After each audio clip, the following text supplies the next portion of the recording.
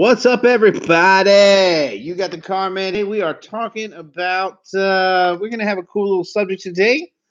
It's called the B-Bus. If anybody's ever been in sales, we know what the B-Bag bus is. And we also should know about what it takes to stay out of the B-Bag bus range.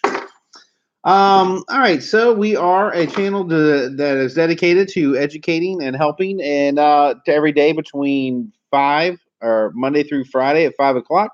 I broadcast a live video, and we invite everyone to come check it out. And it's fully interactive, and we definitely would love if you interact. It's cool. It's great. Great community. Great people get on here, and it's pretty interesting. Some of the comments and subjects that pop up. But we kind of have like a rough schedule of what we're going to hit. But then again, it kind of gets a little crazy. Sometimes I get a little off topic occasionally. Okay, so before I get started, if you haven't subbed, please do. Second, we also we have our Amazon store, which is going to be really cool in the description.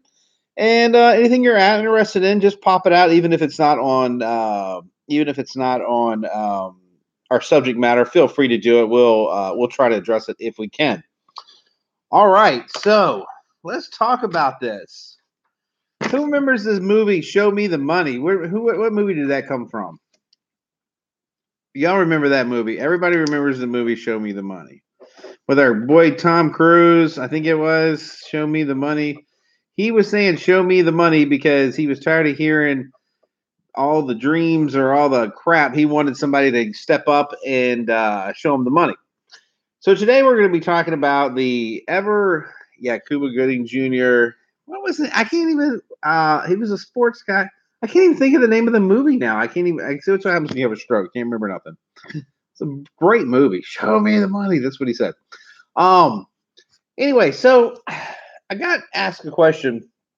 This guy's like, hey, he's doing everything right, but he can't seem to get him over the threshold. He can't seem to close the deal. And he says he gets about 20 and in a given day, which is actually pretty good. He says he gets about 20 to 25 customers a day. And he, some days he'll go 3 or 4 days without selling anything. He says he doesn't have any customer complaints. We kind of talked a little bit in detail. And basically he's trying to figure out how to up his closing ratio. All right.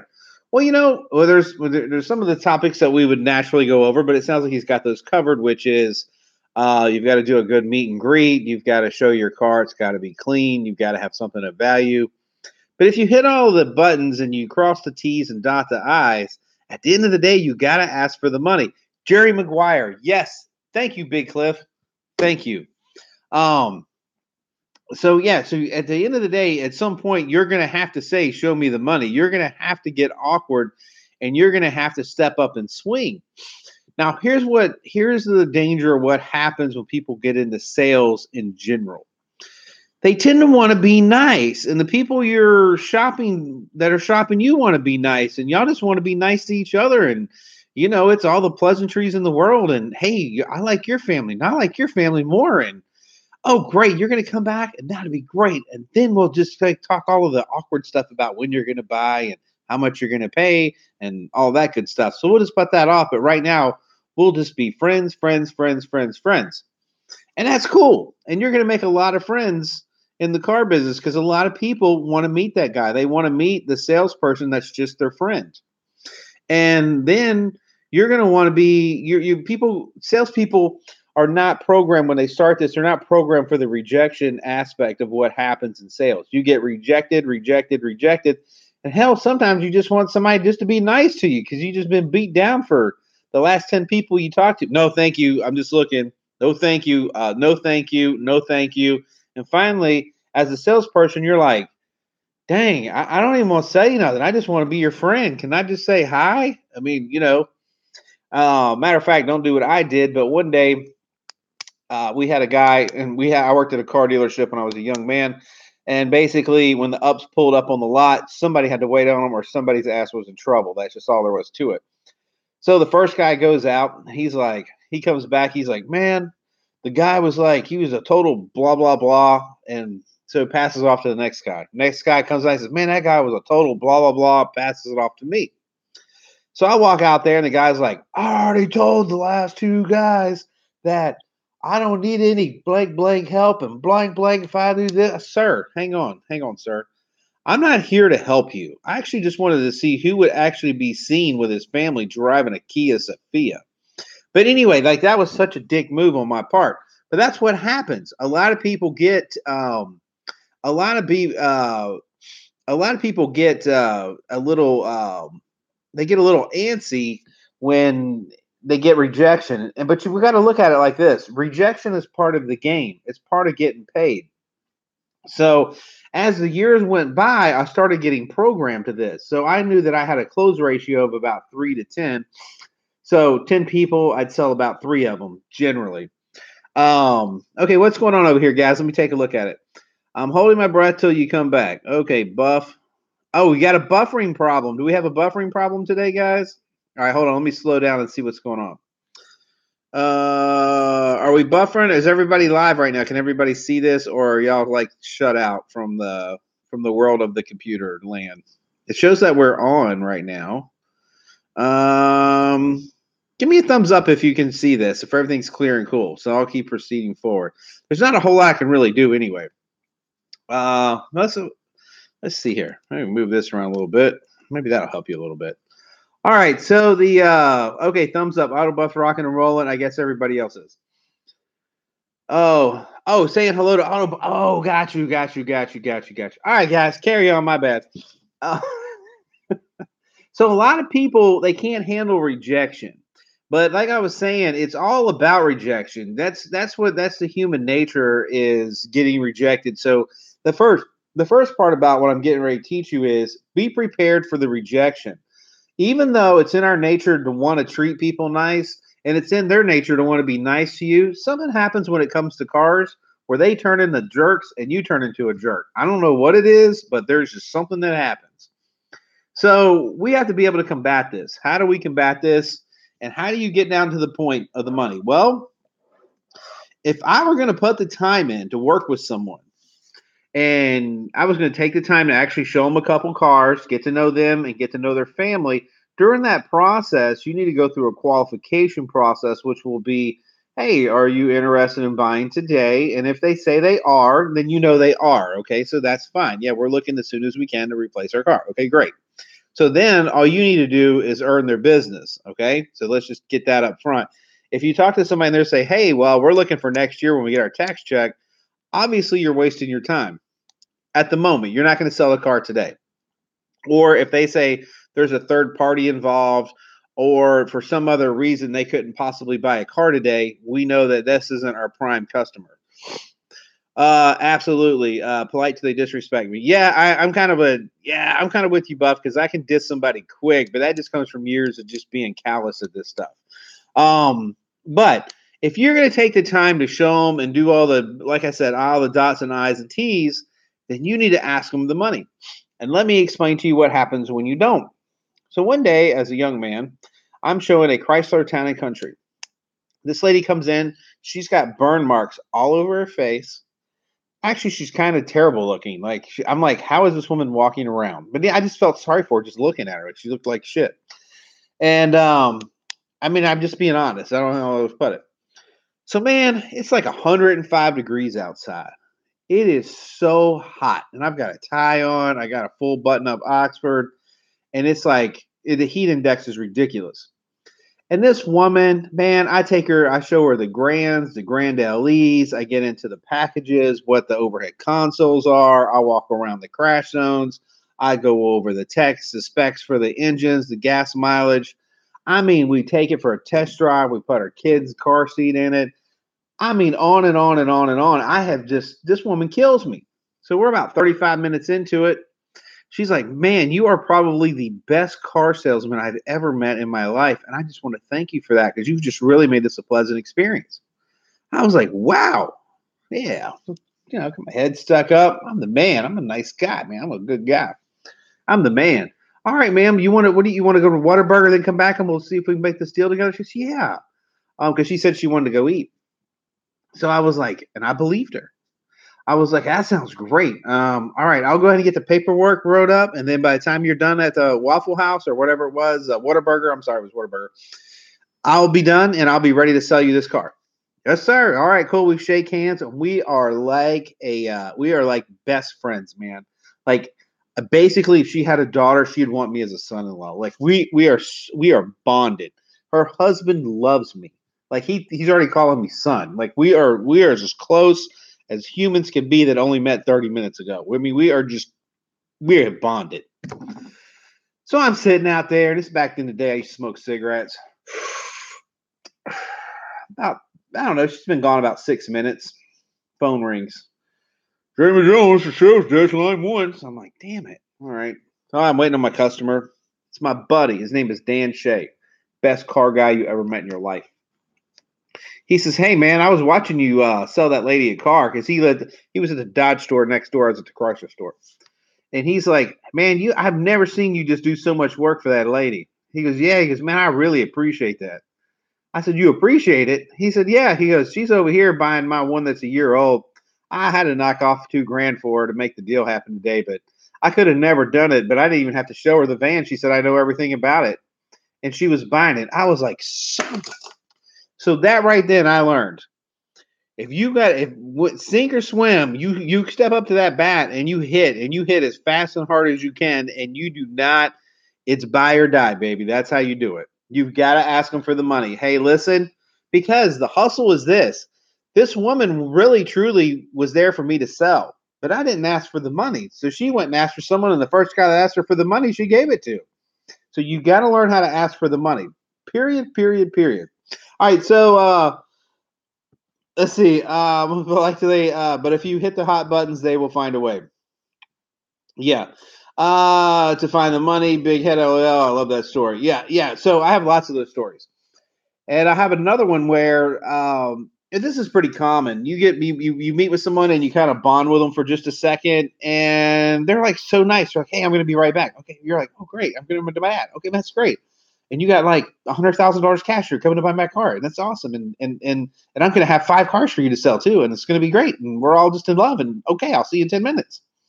So I had a customer like that one time on a used car, and went to the sales manager. I'm like, I don't even think I want to take a customer right now. I've got about a 4-pounder. 4-pounder equivalents in car business is a $4,000 profit, and as a car salesman, that is a $1,000 commission for me because that's how we got paid. So I'm like, I got me $1,000 commission. I don't want to waste my time on a mini deal, which was $75. If someone was jerking you off and you had to sell a car, I mean, I'm gonna make some real money. And his name was Ray, and he said, look, Jamie, let me tell you something. Don't cash that. Don't count them chickens till they hatch, son. I was like, you don't know what you're talking about, and I just believed it. He says, what just happened is you just got ran over by the B-bag bus. And that's the first time I ever heard the terminology B-bag bus. And then after that, I started hearing it all the time. And then I heard it as it crossed over into everything that people sell. And then I found myself being a B-bag bus rider. I would be at the jewelry store and the guy'd be like, hey, what do you think about this right here? I don't know, man. I'll be back. Who's ever actually said they'll be back? We all said we'll be back. And one of my friends one time said, he said, I'd like to see the size of that B-bag bus because there's at least 20,000 people on it that I put there. And I laugh because you know what? I put another 20,000. We've all put. That's got to be the biggest bus on the planet because we put so many people on the B-bag bus. But the B-bag bus very rarely comes back. So that was kind of my point today was, you've got to ask them for that money. And how you do that is sometimes it gets a little awkward, but you got to say, hey, listen, you need to tell them, I want to sell you this car today and I'm going to find a way to do it. You need to tell them that. And then they're going to be like, oh, this is cool because people really believe it. And one of the best closing lines I ever had is, hey, if I could sell you this car for $1, would you buy it today? And do you know how many people say yes? Everybody says yes. And be like, okay, let me just hang on and let me see how close I can get to that dollar. And literally people will sit down and you will get a shot at most people that will not, that won't close. You can get it. That's how you slow them down, put some air brakes in them. You may have to give a car away, whore it out completely, but you do what you got to do to slow down and put a number on the board. And in this game, if you ain't selling, you ain't making money. If you ain't making money, you're not paying your bills. If you ain't paying your bills, your life sucks. That's just how it goes. So that's my little thing about that. Also on the close, a lot of people, this is all the prep work. Like when you're out riding and driving, like this is why I always say in the beginning, it's all about the relationship you establish with that customer. Because the more relationship that you can establish with that customer, and I mean real, I don't mean like the genuine cheese smile and tickle their kids. I mean genuinely find out, can they use this vehicle? Is it affordable for them? Is it something they actually like? Where they're at in life, can they actually handle this? And if all those things are a big green light, and you've took the time to get to know that about them, they're going to feel comfortable with you, and they're going to feel better about buying a car from you than the next guy, just because the next guy asked them. See, everybody's already programmed to say no. Like we already know that. Like right now, if I was walking through Costco and the lady shows up from Verizon, hey sir, I got nope, thank you. That we're already programmed. How many of y'all were like saying no? Um, then okay, and Walmart, same thing. Hey, instead of there, it's a Verizon guy over there. Nope, thank you. And it's everywhere that someone offers you something, we just automatically say no. In our neighborhood, we got guys walking around trying to do like home improvement stuff and blah blah blah. So they walk up. I don't even give a shit what they're asking about. I'm just like everyone else. I'm programmed just to say no, and so I'm just like no, period. And the people that say no that fast are generally the easiest people to sell. And the reason they say no so fast is a self-defense mechanism. They're decidedly they can protect themselves from doing something they may or may not want to do by just saying no. They don't have to deal with it. If you take the time to get to know them, and they're one of those fast no people, they'll probably be a faster yes. And that's just like an inside tip too on closing and all that good stuff. All right, guys, hate to bore you with all that. Anybody got any questions on that right now? Let me catch up with what you guys got going on. Love that story. Hey, you know what, man? Let me give you a flip to this too. Another story. I hate giving these crazy stories, but it's true. In the car business, we have a tendency to prejudge people. It just happens. Um, so I had this is back in 91, 92. I was sitting at a car lot, and this guy came up, and he was driving an old model GM, and the trunk was open, and in the trunk he had two or three push lawnmowers hanging out and a weed eater strapped to the roof. Period. He was an older dude. He was probably like I don't know. He's probably like 40. No, he was older than I would say. He's around 50ish, 50ish. Pretty cool. He's a black dude. He was like very professional, but he just didn't look the part. I mean, he had lawnmowers hanging out of his back and out of the back of the trunk.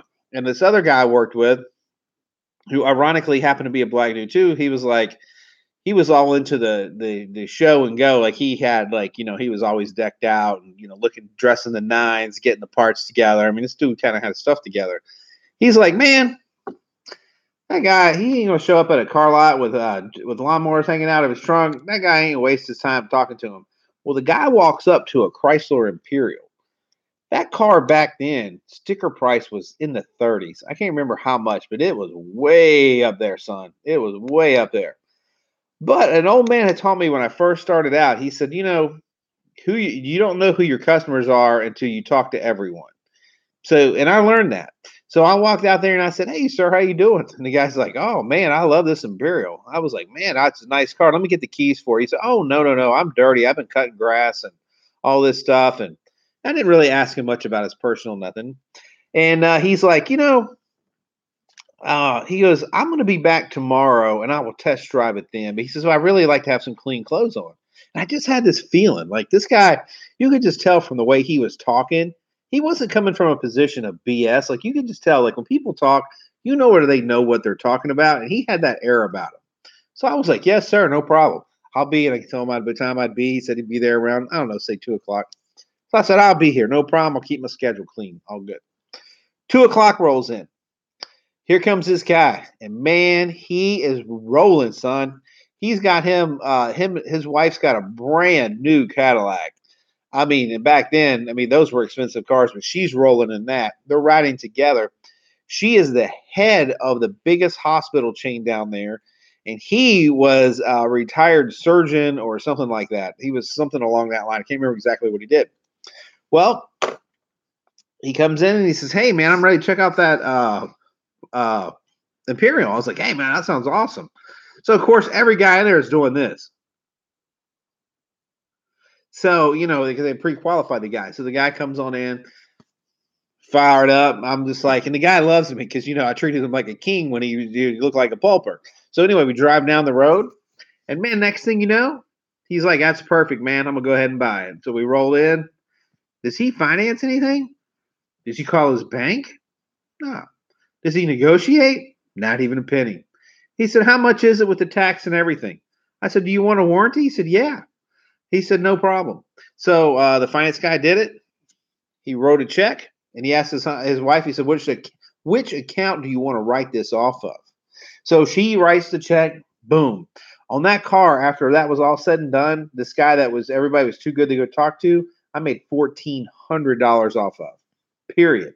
And that's how, and that's the other thing of building a little bit of a relationship. Even though you do want to ask for the money, sometimes it isn't proper, but sometimes you get that second opportunity if you treat someone with some respect to get an opportunity to resell them later. Another example of someone pre-guessing someone, y'all are gonna laugh at this one.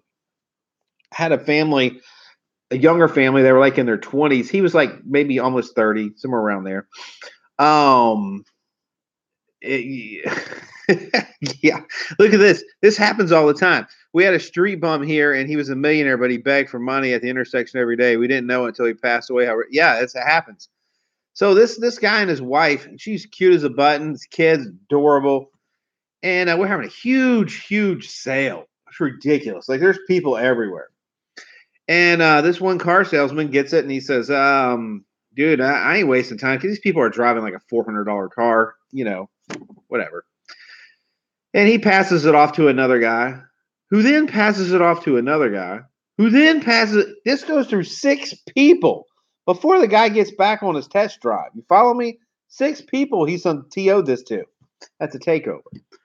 So finally, the one guy gets to me and he says, "Look, dude, I don't got time for this guy. He's probably just a dick beater anyway. So just pick him up." I was like, that's wrong, man. Don't be talking to people like that. So I had to go ahead and take the deal. Well, I watched the guy pull in, and he's driving he's looking at an older minivan at the time. I said, "Hey, no problem, man. Let me check him out." So I go out and meet him, and you could tell this guy was so articulate the way he talked that I knew that he was not your common person looking for a credit establishment like that. I knew there was just an air about this guy. I said, "Man, since you've got a young family, would you consider looking at a newer one or a new conversion one?" That's where all the money's at. That's exactly where I'm taking the guy to. So his wife and him, they kind of light up. They're like, "Yeah, let's go try it out." And as we start talking, the guy's like, he goes, I had to get done with my residency. He's a heart surgeon, by the way. No one decided to ask that question. So he said, "I got my own practice. I got all this stuff going on." He goes, and so it's finally, my wife finally got to a point where we feel comfortable about buying a new car. And this is the same car I had from high school. I've drove it through high school, through college, through med school, through my residency, and I've been saving ever since then. Well, holy shit. Okay, sir. So we go riding down, and he falls in love with this conversion van. And, within, I don't know, it takes me about an hour and a half to do this deal. And then he wants to lease it on top of that. Anyway, we make, are you ready for this? $16,000 profit on this one vehicle because it was set up with a lease. So you really couldn't negotiate it. And with the conversion, they advanced it. So I said, "Sir, how much down payment are you had?" He goes, "Well, I want the payment at 400. And so whatever it took to make it to that, I'll just put down." So my mouth kind of froze. I'm like, "Are you serious?" So I go back up, and the manager says, "Yeah, he'll need 24,000 down." The guy said, "Well, here, I'll just put 25 grand down so it comes out right. I just don't want that payment over that." Okay, sir. So anyway, I sell it, and you can imagine on $16,000 how many people are now involved trying to get paid on this deal. So our general manager says, "Hey, they actually called a meeting for all the salespeople after the sale was over. And he said, and he not just the people involved, every one of them. He said, "You people are so stupid to not qualify these customers. Not only am I not going to split this deal, I'm not even going to let you act like you're part. None, you don't get any of it. Only one guy gets it, and he gave it all to me. And that's just another thing too about pre-qualifying. You got to be ready to take a shot on everybody because you don't know who's got what. Just like Buff saying, the guy's a millionaire sitting down there. We had a lady that was she was a cat lady. We called her homeless as hell. And we were having a big tent sale off site. And y'all know what those are when the dealers show up and do it. So, me, I was at that time, I was kind of moving up and I was a closer at that point, and I had to get the sale going. So, and they said, "Hey, I bet you can't close that lady pushing the cart." I said, "Watch my ass." It was just kind of a joke. So, I go over there and put her in a Plymouth Sundance. Do y'all remember what those are? I think it was a Sun. Yeah, it was a Sundance. So I put her in a Plymouth Sundance. We haul her back to the dealership, and turns out she's worth a shit ton of money, a ton of it. So we go by the Bank of Pensacola. They issue a check for this lady, even though she's homeless. They issue the check for everything, tax tag, the whole 9 yards. When she's done, she's done. And well, the story gets funny because the finance guy didn't actually take the check. So we put her, the car, and the check back on the road and said bye with a tag on it. So she had a free and clear car with the check still in the glove box.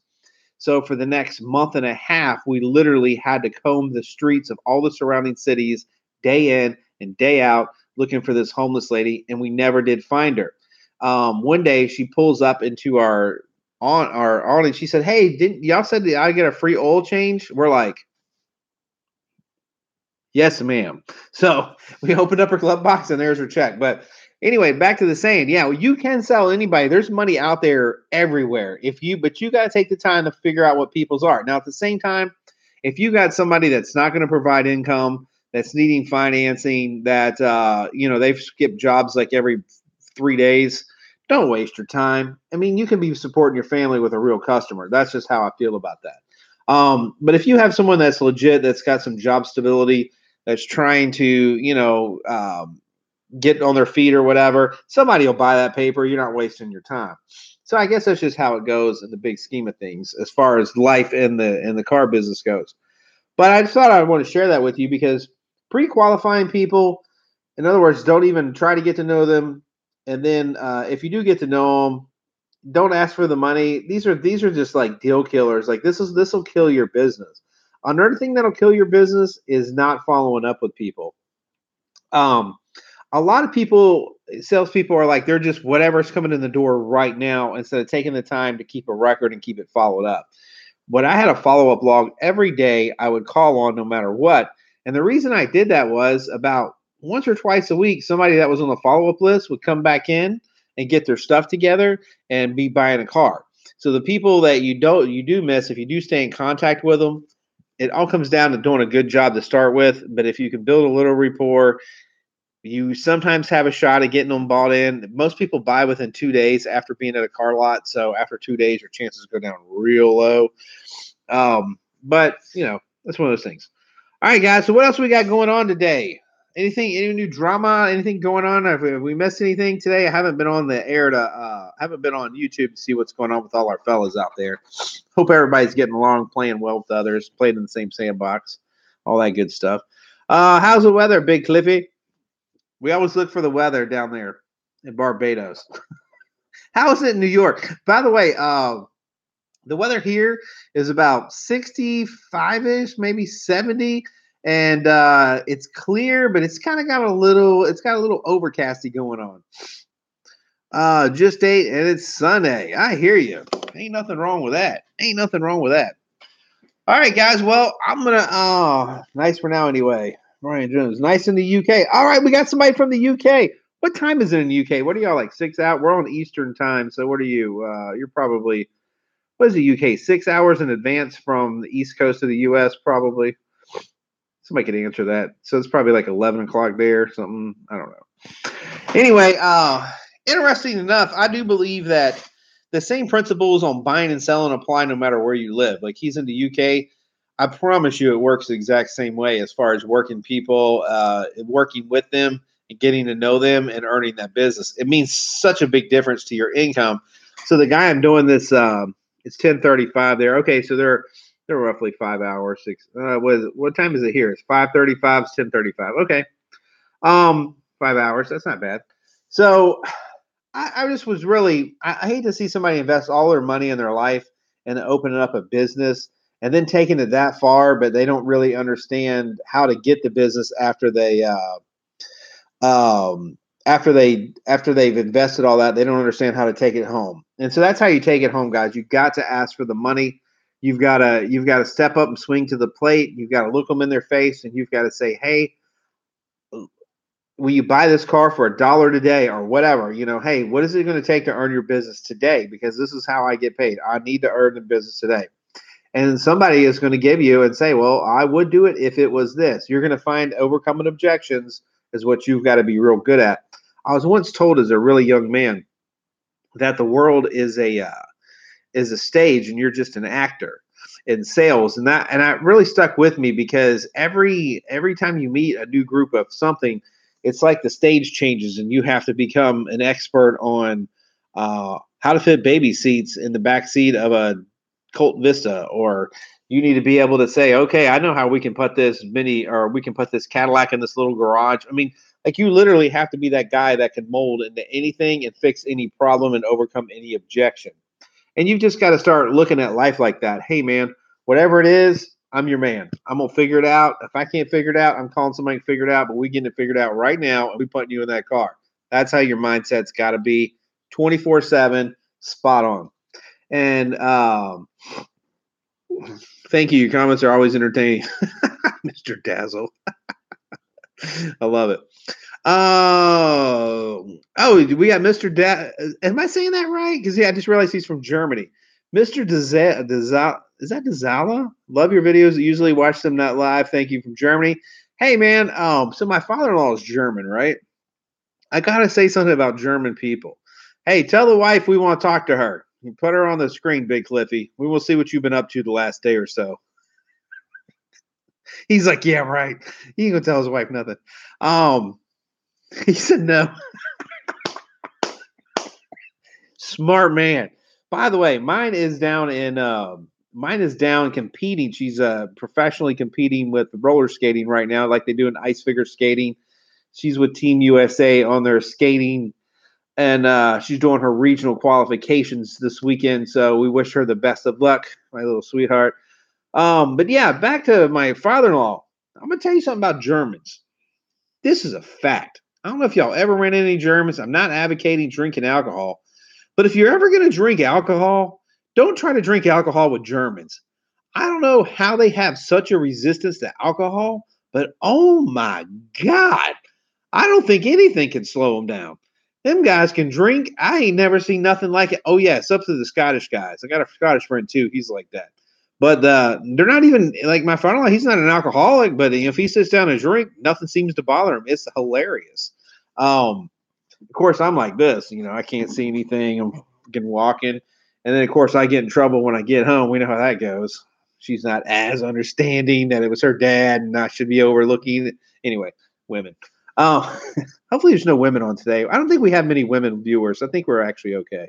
I think the women banned us. We're on the ban. We're on the do not broadcast list for the females.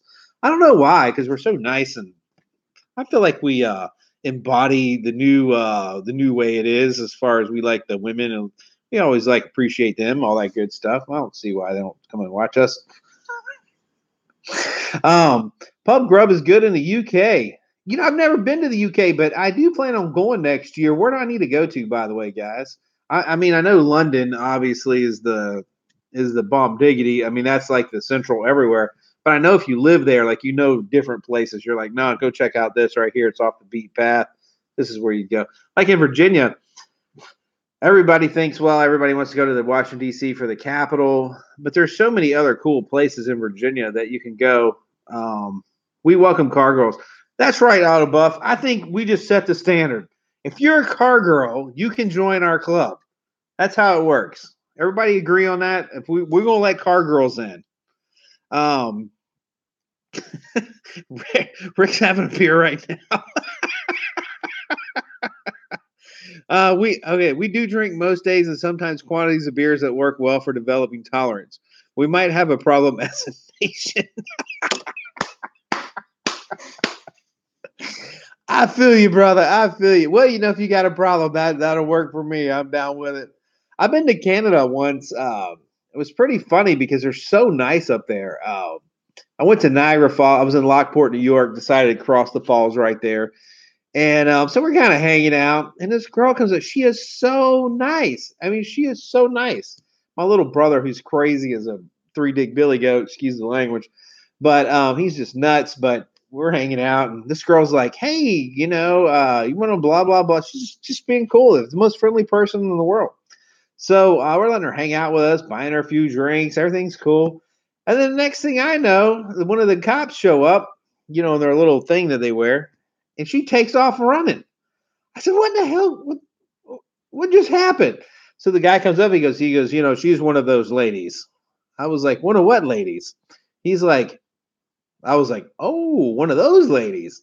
But I would have never guessed. In the U.S., they would be like, "Hey, baby, for $20, they'd throw it out." But in Canada, no. Those ladies, like, you would not even know that's what they did. Very professional. Let's see. London is a rip off place. Yeah, okay. Well, the guy's from there. He can tell you what's going on with it for sure. Yeah, the UK was. I want to go there just because I'm a huge fan of wheeler dealers. I mean, I'm sure you guys are too. I know it's just a car show, but those guys that they make it look so cool. Like I like how the workers, like the craftsmen that do like the leather repair, like they're just so legit. You know what I mean? They're just so cool. They're like, yeah, we're gonna go ahead and we're gonna do this $10,000 chair here in about 10 minutes, and not only are we gonna do it, we're gonna make you do some of the work, and we're gonna call you a dumbass for you not knowing how to do it, and you're gonna like it at the end of it. And the guy's like, okay, and they're all seem to be like that. Like their personality is so funny. Like they're not very catering. They're just like they're pessimistic, almost sarcastic, I guess is the word, and it's hilarious because they're all like that to each other. Like they don't. It's like they don't expect any. Like they're not about the niceties and the pleasantries. They're like, "What are you doing, jerk off?" It's crazy. I love it. In America, they get kind of, the people get overextended with the niceties, but not really car people. Car people are just kind of car people. Okay, London is a ripoff place. I met one in Paddington in London. Oh, so Autobuff, you've been okay? Hold on. If like anything with a motor, we like you. That's true, true, true, true. Okay, definitely. London is a ripoff place. I met one in Paddington, London. Big Cliff, I think you're talking about one of those ladies. Yeah, Buff, I think you're right. The red light district. I think Big Cliff needs to put a book out. What are y'all thinking? Y'all feeling Big Cliff on a book? Big Cliff, when you putting a book out? That's what I need to know. And we better not tell his wife about that one.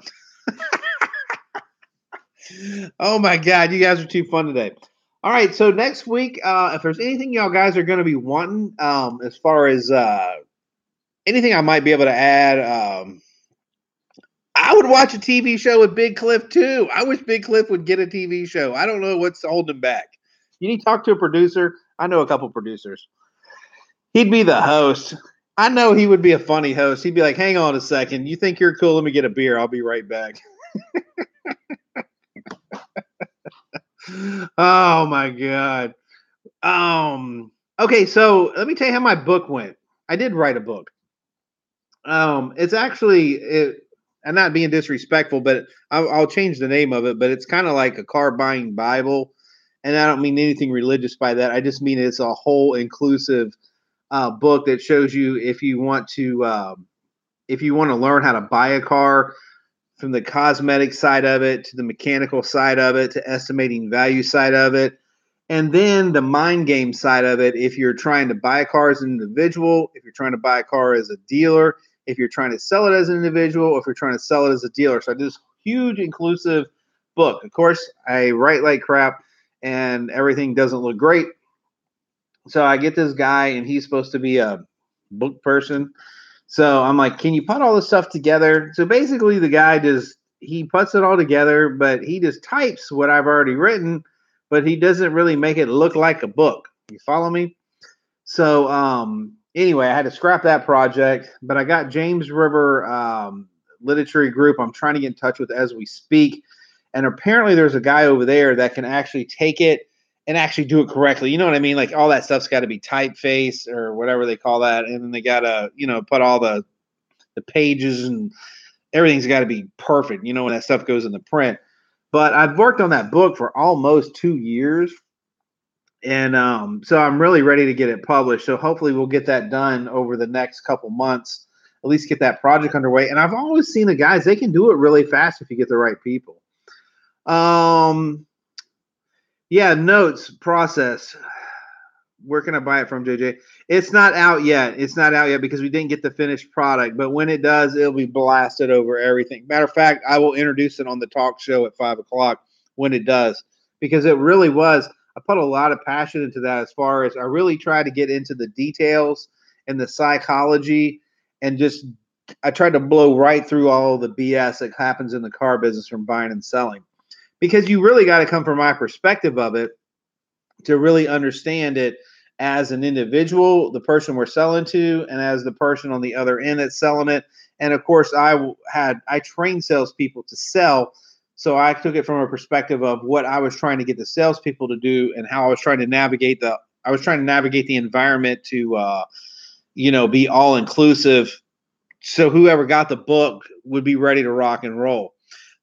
I was suggested to split it into two. One was a car dealer's version and one was an individual. But I always thought that, it was better just to put it all out in one so everybody kind of understood because there's plenty of money to be made. Um, Soon to be the most hated salesman in the West. You know what, man? Yeah, it'll be an awesome book, dude, guys. It's a culmination of years and years and years and years of just stuff. And I have tons of I would just try a rabbit trail in the stories. Right in the first chapter, I'm talking about my first day at a car dealership. I got a second. Y'all want me to tell you about this? I will tell you about it. I'll give you a little preface of what's going on. So I'm talking about my first day and how I actually got started. And so I get my first job selling cars was at this car lot that paid you $50 a car. It was at a Jeep dealer, and the guy was a total dick. I mean, period. We would literally sell 25, 30 cars a month individually and make $50 a car. And this guy would cuss his customers. He would just throw stuff in front of them. And, my job before selling cars was pulling raw lumber for Louisiana Pacific down in the Florida Blackwater Forest. And long story short, when you're sitting at a sawmill pulling 20-foot 2x10s and stuff that's raw and green and that wood smacking the shit out of you 24/7, it'll make a man out of a boy quick. But I didn't want to do that because every Friday somebody would show up missing an arm, getting a check. The whole thing it was real shady how it all worked out. But so my daddy had always been a car guy. So I was like, you know what? Screw this hard work. I'm going to go do it the easy way. So I get my first car lot job and as a salesman. And about 3 weeks into this, maybe it was longer than that, maybe about a month and a half, I had this people reminding me of my grandparents. They were the nicest people I ever seen in my life. And anyway, back then they made you do the 4 square, which is, payment, down payment. If you can't afford the payment, then your down payment's going to go up. I mean, stroke it. So, screw that. Anyway, so I made this deal. And these people end up having a trade, and they were like a couple $100 off or whatever from what they wanted. I'm sure now looking back, we were probably making $4 or $5 grand on the poor people. I just was too stupid to know it. So anyway, long story short, this dude, his name was Tom Bolts. He takes his folder and just throws it in front of this woman's face. And man, I don't know. I guess it's just that country boy in me. It just pissed me off. All of a sudden, I didn't care about having a job as a car salesman anymore. So I went right after his little fat ass. I mean, I hate to use that language, but I did. I pinned that boy up against the wall. It took 3 people to pull me apart from that guy just because I was so pissed that he treated these people in their 70s at that level. I was appalled. And I was ready to whip his ass. I didn't care. I mean, I was just that age. So I get fired. So that was the end of my career. Ain't nobody gonna call you a sellout in the car business, dude. Ain't nobody gives a crap about. The only thing people care about in the car business is how much they're making tomorrow. I mean, I hate to say it, but that's just how it is. No one cares. And they're so arrogant that they think that they're smarter than they can beat every angle that is out there, and they're just not. But whatever, we'll get to that in a minute. So, all right, so my car career ended within 6 weeks at least. So I ended up getting a job at the next Chrysler store, which is what I was just telling you about. And I walk in and I'm kind of like beat down. I'm like, hey, can I get a job? They make me fill out an app, blah, blah, blah. So the general manager takes his eyes, he's got his glasses on, versus down. He goes, are you Jamie Jones? Yes, sir. That's who I am. Okay. Did you work over there across the river at the blah, blah, blah? I said, shit, I'm done already. I ain't even made it out of the gate. And my wife done got used to me making over 2,000 a month. So, I mean, I'm already rich. At 19 years old, I was rich. Okay. And 1,500, 2,000 a month back then, because I went from making 380 an hour to making 1,500 to 2,000 a month at a car sales job. So this was a big marital problem for me to be losing my job. So I'm like, yeah, yes, sir, but I can explain everything. And that guy looked at me with the straightest face. He said, that son of a bitch ripped us off when we sold him that store. I just wished you'd have punched him in his mouth. You got the job. He put his head back down. I was like, holy cow, I got in. So I'm sitting there that day. And of course, I don't know anything about real sales because this is now a real car dealership where you actually make commission and people get car demos and they get all this crazy stuff going on. And I've got no clue how any of it works. And so I'm kind of nervous. And they're like, and I was going to go take a customer, but I don't even know what to say to him when I go wait on him a little bit. So this old guy comes up. His name was Earl Noah. I don't know if he's still around or not, but he was older back then. He comes around, he's smoking a cigarette, he's real gruffy voice. He said, boy, you understand what car business is? Yes, sir. It's about clients. It's about me being a good customer service. It's about me showing cars and me being a good car salesman, sir. It's about all of that. And the guy's like looking at me. He's like, boy, cars ain't nothing but money. It's money moving from point A to point B. Ain't nothing in the middle. And the sooner you learn that, the better you'll be in this business. He goes, not that I think you'll make it past next weekend or the weekend after, but I just figured I would share that with you. Blows out his smoke and walks on. So that was my first real lesson in the car business. And I'll be damned, the guy was completely correct. It is about money. It's about the movement of money. Now, how you can get into the movement of money is through relationships with people and all the stuff I'm going to be talking about. So, yeah, that's kind of where I take it. I take it from right there, just being a ratty little kid coming from a sawmill, taking my first series ups. And within a little while, I got a demo. I got a Plymouth Laser. Yeah, that's right. You know how balling that was in 1991 to have a Plymouth Laser. Later wrecked that. They stuck me in a Suzuki Samurai. I'm still not over that, but that's okay. Anyway, we'll get over that later. There you go. He remembers making $3.35 an hour. I mean, that's just how it was. So, but guys, I went from there at 19 years old to by the time I was 21, I was breaking records all over the place. I was staying in my top 5% in my zone. I mean, and I was really starting to make a name for myself. And then, of course, one guy sits down from me named Terry Keene. I don't know if I'm supposed to say his name on air, but let's just pretend I didn't. So he sits me down. And he says, "Hey, man, do you understand how you can make $1 million with 500? Hell, I just figured out you can make 25% on whatever you sell these suckers at the car lot." So that's what I was about. So then he tells me about car lot financing and tote the note. And it wasn't very long after that, I decided, you know what? I'm going to break out and I'm going to be a badass. I'm going to jump in and start my own used car lot because I have all the business sense in the world at 20 years old because I know everything and I have no capital and I have no business sense and I don't understand return on investment and I don't understand anything. I don't understand relationships with people. I don't understand collections. I don't even really understand how cars run, to be honest. I mean, I did, but not really. So I started with this. Y'all remember those Honda? It was a Honda CVC. Matter of fact, they featured one on Wheeler Dealers. Yeah, hard labor too, and kids complain about. Yeah, you're right, dude. Let me tell you what, that sawmill was a man's job. Uh, right, yeah, that's right, that's right, that's right, that's right. Was it called the CVCC? I think he's right. I think it was called the CVCC. So I buy this car for $150. Same guy, TK, tells me about the car. Of course he did. So I go and get this car, and it's missing a fender, but it runs, and it's really ugly. So our first car flip is this: we rented out the lot. We have no license, but we're working on getting our license. But we got to have money, so we get this car for $150. Somehow do something with the fender. I guess we replaced it. Then we get spray can primer from Walmart. I know because yeah, okay. So we spray can primer this whole thing, and my buddy TK is taking undercoating and sticking it in the trunk. This is like 1991 or 90. We're putting all this shit in the trunk, and I didn't even know you could cover up rust, but apparently you could. And we end up selling that car for $700. And I remember thinking, wow, I'm going to get rich doing this one day. And it turns into that, to the next one, to the next one, and the rest becomes history. And then I end up getting a divorce.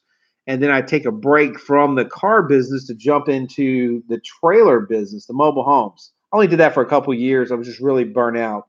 Um, but we made an absolute fortune because the people in the trailer mobile home business, they think differently than car people do. So when we put the car mentality on flipping houses, it was crazy. We would be bringing people in doing the Foursquare on a mobile home. I was like, yeah, well, if you got X amount down, you're going to pay. This going to be going up. This is me, and I'm already closing them with the finance company, doing all this, and ended up selling out everything on the house or everything in the parking lot because the guy that I showed up to, he ended up. This is hilarious. So I pull in his place, and these people are just like taking refrigerators and stuff out of these mobile homes. Come to find out, it was the GM and his family was ripping them off. So the owner comes in and he's like, you're a pretty big dude. Make sure nobody steals any of my shit. And I'm like, no problem. I'll just sell all the stuff here. But the guy comes back a month later, and I've sold every house on the lot, literally. Of course, I did it wrong. There's all these procedures you're supposed to follow. I followed none of them.